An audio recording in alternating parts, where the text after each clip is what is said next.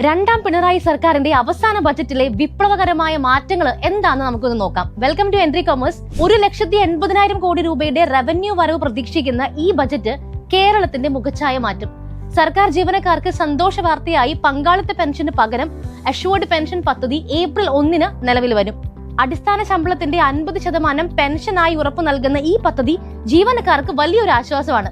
12ാം ശമ്പള പരിഷ്കരണ കമ്മീഷനെ പ്രഖ്യാപിച്ചതിലൂടെ ജീവനക്കാരുടെ സാമ്പത്തിക സുരക്ഷ സർക്കാർ ഉറപ്പാക്കുന്നു. കുടിശ്ശികയുള്ള DA, DR ഗഡുക്കള് വരും മാസങ്ങളിലെ ശമ്പളത്തോടൊപ്പം ഘട്ടമായി വിതരണം ചെയ്യുമെന്നാണ് മന്ത്രി പറഞ്ഞിരിക്കുന്നത്. ഇനി IT ജീവനക്കാർക്ക് കൊച്ചിയോ ബാംഗ്ലൂരോ തേടി പോകാതെ തന്നെ സ്വന്തം ഗ്രാമത്തിലിരുന്ന് ജോലി ചെയ്യാൻ വർക്ക് നിയർ ഹോം പദ്ധതി വരുന്നു. സംസ്ഥാനത്തെ 200 കേന്ദ്രങ്ങളിലായി അത്യാധുനിക സൗകര്യങ്ങളുള്ള വർക്ക് സെന്ററുകൾ സ്ഥാപിക്കാൻ 150 കോടി രൂപയാണ് വകയിരുത്തിയിരിക്കുന്നത്. 5 ലക്ഷം പേർക്ക് വീടിനടുത്ത് തന്നെ ജോലി ചെയ്യാനുള്ള സൗകര്യവും 50,000 പുതിയ തൊഴിലവസരങ്ങളും ഇതിലൂടെ സർക്കാർ പ്രതീക്ഷിക്കുന്നു. ആർട്സ് ആൻഡ് സയൻസ് കോളേജ് വിദ്യാർത്ഥികൾക്ക് ഇനി ബിരുദ പഠനം പൂർണ്ണമായും സൗജന്യമായിരിക്കും. സ്ത്രീ സുരക്ഷയ്ക്കായി മുഖ്യമന്ത്രിയുടെ സ്ത്രീ സുരക്ഷാ പദ്ധതിക്ക് 3,700 കോടി രൂപയാണ് മാറ്റിവെച്ചിരിക്കുന്നത്.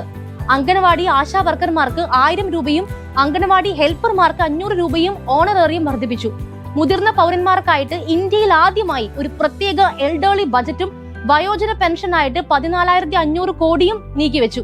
സ്കൂൾ കുട്ടികൾക്ക് 1 മുതൽ +2 വരെ അപകട ഇൻഷുറൻസ് ഏർപ്പെടുത്താനായിട്ട് 15 കോടി രൂപയാണ് ബജറ്റിൽ കാണിച്ചിരിക്കുന്നത്. MC റോഡിനെ 4 വരി പാതയാക്കി മാറ്റാനായിട്ട് 5,217 കോടി രൂപയുടെ മെഗാ പ്രൊജക്ടാണ് പ്രഖ്യാപിച്ചത്.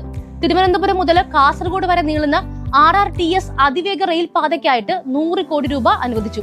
പരിസ്ഥിതി സൗഹൃദ ട്രാൻസ്പോർട്ടേഷന് വേണ്ടിയിട്ട് പഴയ ഓട്ടോകൾ മാറ്റി ഇലക്ട്രിക് ഓട്ടോ വാങ്ങുന്നവർക്ക് 40,000 രൂപയുടെ ബോണസ് നൽകും.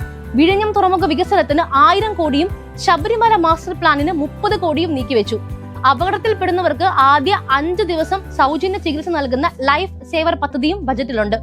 അങ്ങനെ വികസനവും ക്ഷേമവും ഒരുപോലെ ചേർത്ത് വെച്ച ഈ ബജറ്റിനെ കുറിച്ച് നിങ്ങളുടെ അഭിപ്രായം എന്താണ്? അഭിപ്രായങ്ങൾ താഴെ കമന്റ് ആയിട്ട് രേഖപ്പെടുത്താൻ മറക്കരുത്. ഒപ്പം ചാനൽ ഒന്ന് സബ്സ്ക്രൈബ് ചെയ്യണേ.